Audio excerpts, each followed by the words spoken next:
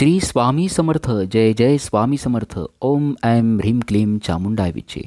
श्री दुर्गा सप्तशती अध्याय 7व्या अध्यायामध्ये देवीनं चंड मुंड राक्षसांचा वध केला हे वर्णन आलं आहे. या अध्यायाचं नित्य पठण श्रवण केलं असता नोकरी व्यवसायामध्ये तसेच आपली आर्थिक प्रगती होते. ऋषी सांगू लागले, दैत्य राजाच्या आज्ञेप्रमाणे चंड आणि मुंड यांच्या नेतृत्वाखाली असुर सेनेनं युद्धासाठी कूच केले. तिथे गेले तेव्हा त्यांना हसतमुख अशी देवी पर्वत राजाच्या शिखरावर सिंहावर बसलेली पाहिली. लगेच त्यांनी शस्त्रास्त्रे उपसली, तलवारी परजल्या, धनुष्य ताणली, तिच्यावर चाल करून गेले. त्यावेळी अंबिका त्या शत्रूंवर संतापली. रागाच्या भरात तिचा चेहरा काळा निळा झाला, रागानं भुवया वाकड्या झाल्या. तिच्या भव्य कपाळातून विकट स्वरूपाची आणि तलवार आणि फास हाती घेतलेली अशी काली उत्पन्न झाली. तिच्या हातात खाटेच्या पायासारखे हत्यार होतं, गळ्यात मनुष्यांच्या मुंडक्यांचा हार, कमरेभोवती वाघाचं कातडं, अत्यंत किळकिळीत आणि भीतीदायक स्वरूपाची, फताड्या ओठांची जीभ बाहेर लोंबत असल्यामुळं दिसण्यात अतिशय क्रूर, डोळे खोल गेलेले, तांबारलेले, आरोळ्यांनी दिशा हादरवणारी अशी ती देवी राक्षसांचा फडशा पाडीत त्या देवांच्या शत्रू सैन्यात घुसली. तिने जे दिसेल त्याला उचलून खाण्यास आरंभ केला. हत्तींच्या दोन्ही बाजूंचे वीर, अंकुशधारी माहूत, अंबारीतला योद्धा यांच्यासकट सर्वांना एका हाताने उचलून ती तोंडात टाकू लागली.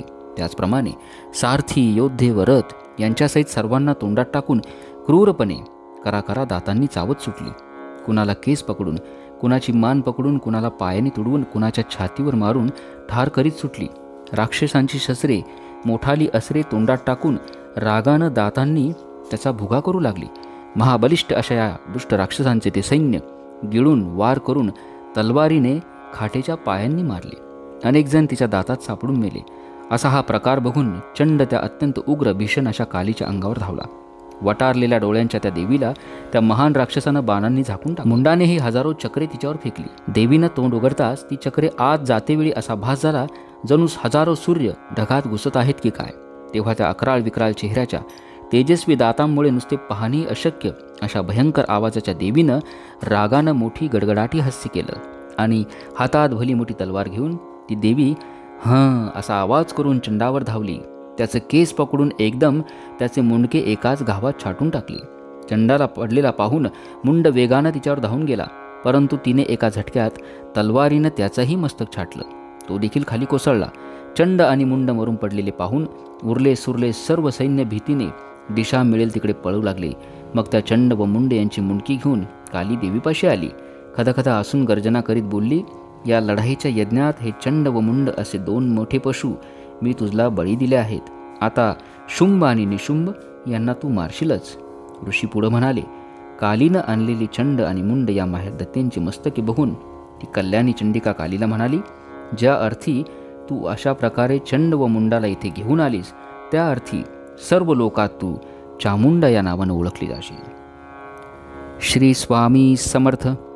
श्री दुर्गा सप्तशती अध्याय 7 समाप्त. श्री स्वामी समर्थ. जय जय स्वामी समर्थ. दुर्गा सप्तशती अध्याय 8व्या अध्यायामध्ये रक्तबिंदू राक्षसाचा देवीनं वध केला ही कथा आली आहे. या अध्यायाचं नित्य पठण जर केलं, बऱ्याच दिवसांच्या आपल्या ज्या मनोकामना आहेत त्या पूर्ण होतील. ऋषी पुढं सांगू लागले, चंड मारला गेला आणि मुंडाचीही तीच गती झाली.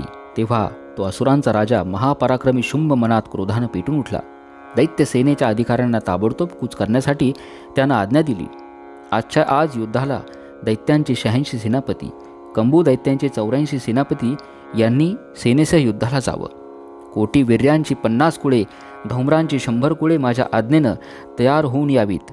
शिवाय कालक, दौर्हद्र, मौर्व, कालिकेय अशा सर्वांनी माझ्या आज्ञेनं युद्धाकरता सज्ज व्हावं. कडक शिस्तीच्या राक्षस अधिपती शुंभानं अशी आज्ञा दिली आणि स्वतः हजारो वीरांसह युद्धासाठी बाहेर पडला. अत्यंत भयंकर असे ते सैन्य येताना पाहिल्यावर चंडिकेनं धरती आणि आकाश दणाणून सोडील असा धनुष्याच्या दोरीने टणत्कार केला. तेव्हा तिच्या सिंहानेही त्याहून मोठी गर्जना केली व अंबिकेनं हातातील घंटेचा नाद करून त्या दोन्ही आवाजात आणखी भर घातली. पुन्हा 10 दिशा भरून जातील अशी भयंकर गर्जना काली करू लागली. तेव्हा ते तिन्ही आवाज कुठल्या कुठे लोपून गेले. तो आवाज ऐकून दैत्य सैनिकांनी कौशिकी, तिचा सिंह आणि काली यांना चारीकडून वेढले. हे राजा, तेव्हा देवांच्या त्या वैरांचा नाश करून देवांचा उत्कर्ष व्हावा म्हणून पराक्रमी व बलिष्ठ अशा ब्रह्मा, शिव, कार्तिक, विष्णू आणि इंद्र वगैरेंच्या शक्ती त्यांच्या देहातून निघून व तशीच रूपे धारण करून चंडिकेच्या सहाय्याला धावल्या. ज्या त्या देवासारखं रूप, भूषणे आणि वाहनांसह प्रत्येक शक्ती राक्षसांशी लढण्यासाठी सज्ज झाली. आदी ब्राह्मणी नावाची ब्रह्मदेवाची शक्ती हंसाच्या विमानातून रुद्राक्षमाला आणि कमंडलू हातात घेऊन हजर झाली. तिच्या पाठोपाठ बैलावर बसलेली, हातामध्ये त्रिशूळ घेतलेली, शिरावर चंद्र आणि अंगावर मोठे मोठे नाग असलेली शंकराची माहेश्वरी आली. कार्तिकाची कौमारी शक्ती मोरावर बसून हातामध्ये शक्ती घेऊन आली. तशीच वैष्णवी शक्ती गरुडावर बसून आली. अप्रतिम अशा यज्ञवराह देवाची वाराही तसंच रूप घेऊन आली. नरसिंहासारख्याच रूपाची नारसिंही शक्ती देखील आयाळीच्या प्रहारानं नक्षत्रांना पाडीत आली. तसंच हाती वज्र घेऊन ऐरावतावर बसून 1000 डोळ्यांची इंद्रासारखीच ऐंद्री येऊन दाखल झाली. तेव्हा त्यांच्या मेळाव्यात असलेला शंकर चंडिकेला बोलला, माझ्या प्रसन्नतेसाठी तू या राक्षसांना लगेच मारून टाक. तेव्हा भयानक रूपाची शेकडो कोल्ह्यांच्या कोल्हेकुईसारखी आवाजाची शक्ती चंडिकेच्या शरीरातून बाहेर पडली. मग ती अपराजिता पिंगट जटा असलेल्या शंकराला म्हणाली, हे भगवान, तू माझा दूत म्हणून शुंभ आणि निशुंभापाशी जा आणि त्या गर्विष्ठ दैत्यांना सांग. तसेच इतरही युद्धार्थ आले असतील त्यांनाही सांग. इंद्राला त्रैलोक्याचं राज्य करू द्या. सर्व देवांनी त्याचे हविर्भाग घ्यावेत. तुम्ही पाताळात जाऊन राहा, तरच तुम्ही जिवंत राहाल. आणि ताकदीच्या गर्वानं जर लढायचं असेल, समोर या, म्हणजे माझ्या शिवा तुमचे मांस खाऊन तृप्त होवत. तिनं शंकराला दूत म्हणून नेमला तेव्हापासून ती शिवदूती या नावानं प्रसिद्ध झाली. तर देवीचा शंकरानं दिलेला निरोप ऐकून राक्षस संतापाने खवळले आणि जिथे ती कात्यायनी होती तिथं ते गेले. गेल्या गेल्या त्यांनी तिच्यावर बाणांनी, शक्तींनी, तलवारींनी जोरदार हल्ला केला. तेव्हा धनुष्याचा टणत्कार करीत तीक्ष्ण असे बाण सोडून देवीनं राक्षसांच्या बाणांचा, शूळांचा, शक्तींचा, कुऱ्हाडींचा नाश केला. काली तर तिच्याही पुढे धावली आणि शूळानं, बाजीच्या खुरानं प्रहार करीत सैन्यामध्ये थैमान घालू लागली. ब्रह्मानी देवी जिकडं जाईल तिकडे कमंडलूतील पाणी फेकून शत्रू सैनिकांची शक्ती आणि तेज खेचून घेऊ लागली. क्रुद्ध झालेल्या माहेश्वरीनं, त्रिशूळानं, वैष्णवी देवीनं चक्रानं, कौमारीनं शक्तीनं दैत्यांचा संहार सुरू केला. ऐंद्रीच्या वज्रघातामुळं शेकडो दैत्य व दानव छिन्न भिन्न होऊन पडले. वाराहीच्या मुसंडीनं, सुळ्याच्या प्रहारानं अनेकांच्या छात्या फुटल्या. नारसिंहीनं अनेक राक्षसांना नखांनी फाडलं, कित्येकांना खाऊन टाकलं. मग ती मोठ्या मोठ्याने गर्जना करत रणभूमीवर सैरा वैरा पळत सुटली.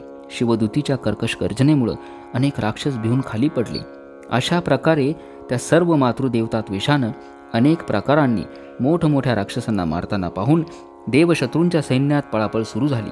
मातृगणांनी पराभूत केलेल्या पळून जाणाऱ्या दैत्यांना पाहून संतापलेला रक्तबीज नावाचा महादैत्य युद्धासाठी धावला. त्याच्या शरीरातून जेव्हा रक्त बाहेर पडत तेव्हा रक्ताच्या प्रत्येक थेंबागणिक त्याच्यासारखेच राक्षस उत्पन्न होत असेल. जेव्हा तो गदा घेऊन ऐंद्रीवर धावून गेला तेव्हा तिनं त्याच्यावर वज्राचा घात केला. त्यामुळे त्याला जखम होऊन रक्त वाहू लागले. तेव्हा रक्तातून तसेच दिसणारे व रक्तबीजासारखेच पराक्रमी वीर उत्पन्न झाले.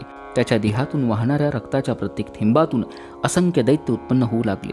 मग त्या रक्तातून निघालेल्या पुरुषांनी त्या सर्व मातृदेवतांशी युद्ध करायला सुरुवात केली. पुन्हा इंद्रेने वज्रप्रहार केला. राक्षसाच्या मस्तकावर जखम होऊन रक्त वाहू लागताच क्षणात त्यातून हजारोंच्या संख्येनं पुन्हा रक्तबीज उत्पन्न झाले. त्यांच्यावर वैष्णवीनं चक्रानं, ऐंद्री देवीनं गदेनं प्रहार केला. वैष्णवीच्या चक्रानं झालेल्या जखमातून रक्त वाहू लागले. लक्षावधी दैत्यांनी जग भरून गेलं. पुन्हा त्या रक्तबीजाला कौमारी शक्तीनं मारलं.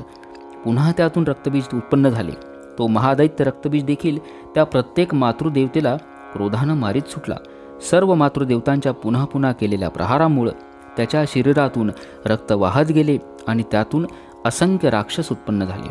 अशा या राक्षसांनी जेव्हा सर्व जग भरून गेलं तेव्हा देवांचा भीतीनं थरकाप उडाला.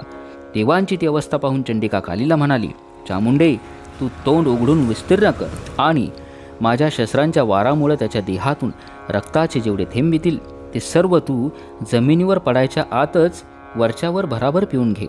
तसेच जे राक्षस रक्तातून उत्पन्न झाले आहेत ते देखील खात रणात फिरत राहा. मग रक्त वाहून जाऊन हा राक्षससुद्धा मरण पावेल. असं तू राक्षसांना खाल्लंस म्हणजे नवीन दैत्य उत्पन्न होणार नाही. एवढं झाल्यावर कालीनं तोंड उघडून रक्तबीजाचं रक्त पिण्यास प्रारंभ केला. रक्तबीजही चंडिकेला गदेने मारू लागला, पण तिच्यावर त्याच्या आघातांचा काहीच परिणाम झाला नाही. परंतु त्याच्या देहावरील जखमातून ते रक्त वाहत असे ते देखील चामुंडा चोखू लागली. तेव्हा तिच्या मुखात राक्षस उत्पन्न होऊ लागले. ते राक्षस चावून शिवाय ती रक्तही पिऊ लागली. चामुंडानं रक्त शोषून घेतलेल्या रक्तबीजाला त्या कौशिकीनं शूल, वज्र, बाण व दांडपट्टा यांनी मारणे चालूच ठेवले. हे राजा जखमी झालेला व रक्त वाहून गेलेला असा तो महादित्य रक्तबीज अखेर जमिनीवर मरून पडला. अरे नृपा, त्यावेळी सर्व देव आनंदित झाले आणि थैथै नाचत सुटले. दुर्गा सप्तशती अध्याय 8 समाप्त. श्री स्वामी समर्थ.